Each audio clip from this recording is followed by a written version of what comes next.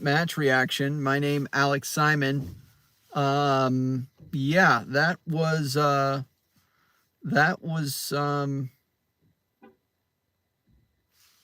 boring. That was very boring. That was like watching. I can do an Americanism. That was like watching a spring training baseball game. Um, I don't know, senior tour golf. That was not entertaining sports watching for me. I think Willie Nanto will get a lot of stick in this match for not performing at the levels that he can. But I think he was just frustrated. The front four really looked like four guys just that came off a bus together and said, "Hey, we're playing a match."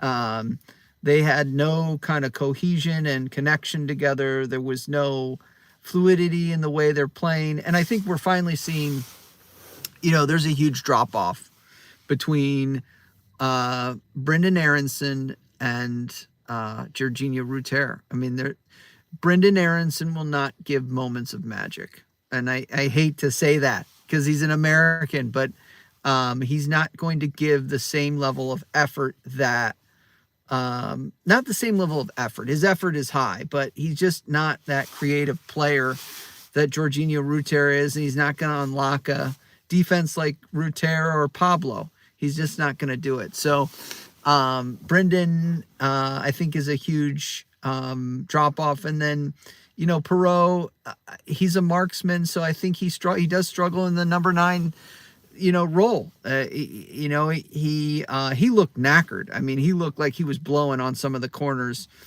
A up, everybody. Good to see you. Smash the like if you can. Small channel. But yeah, I mean, my punchline really for this game is that the front four is not playing as a cohesive unit. Daniel Farka's got to figure that out, and we have, with Ramazani out, we have a huge drop off in terms of talent. It felt like Willie Nanto versus the world.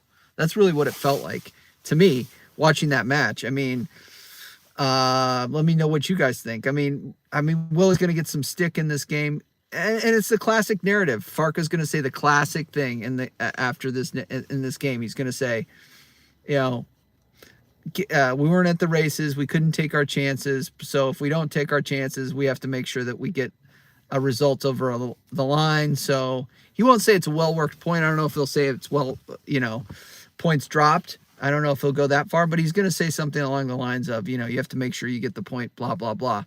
But, look, I mean, that's really where I'm at. Perot and Aronson don't really work. I mean, they kind of work I don't know. They don't work, in my opinion. I don't think Aronson's going to unlock a defense. He's just not. That's just not his game. I don't know. He's a hustle player that might play a ball in every once in a while. You see his shot from range is really poor. I mean, his shot from range, he just doesn't have a strong shot on him. It might as well be Mateus Click in there. And I love Mateus. He's given some great belters for Leeds United, but I'm saying Mateus Click now is not Brendan and Brendan Aronson are probably similar levels. Of course, we'd all be begging for Mateus Click. He's the icon of the club. So I don't know where Farka goes from here. I think it's just going to take time for that front four to gel. I thought, the first 20 minutes, I thought we were actually kind of getting bullied in midfield. I don't think we were winning midfield in the first 20 minutes. And as the game went on and we couldn't unlock that team, you knew that Bristol City was going to be kind of well dug in. By the time Mateo Joseph came on,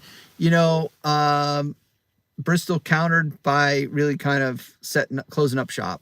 So I don't know. I don't know.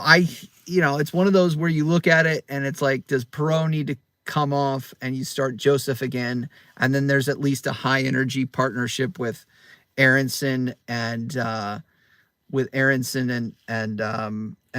But I mean, you got to put Nanto in the 10 and figure it out. But that was a boring championship match. There was slow build up at time, and credit Bristol City, right? That's the tactic to get points against Leeds United.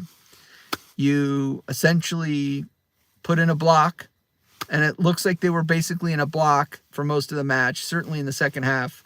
And you hope Leeds don't take their chances, which they didn't. End of story. That's my time. That's all I got for you guys. 49ers out. Red Bull out. Come on now. Look, I mean, you want us to get the 49ers out. I mean, meet the new boss. It's same as the old boss. It's just, you know, you get Red Bull.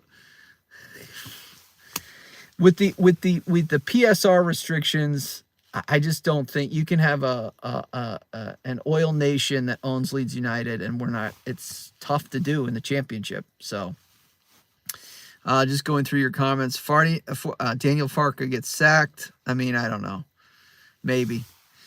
I hope not. Right? The Tanaka man of the match. Yeah, I agree with that. He's press resistant. He's press resistant.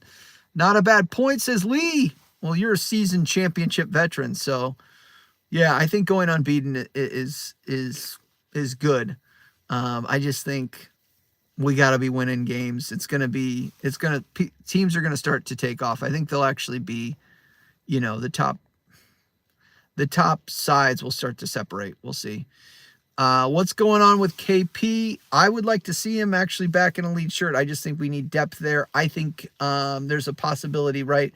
Gruev's out for the season. They say 2024, but I think he might be gone for the season. And Ampadu, I think it's questionable whether they're going to decide whether he's going to go have surgery. So you saw one of those things with Pascal last year where he's out. Oh, we have to have surgery, and now he's out for the year. So I don't know. I'm nervous about Ampadu and whether he can actually come back. You know, I think we need Ramazani. I think that game needed Ramazani. That game needed somebody to unlock the defense. And you saw Ramazani and Nanto get on. Like, you saw them get on. Anyways, that's my time. Smash the like. I've been on for 7 minutes. That's my rant. We got to figure out the front four. He's got to get that right. And when he does, we'll start to cook. Like, comment, subscribe. Peace.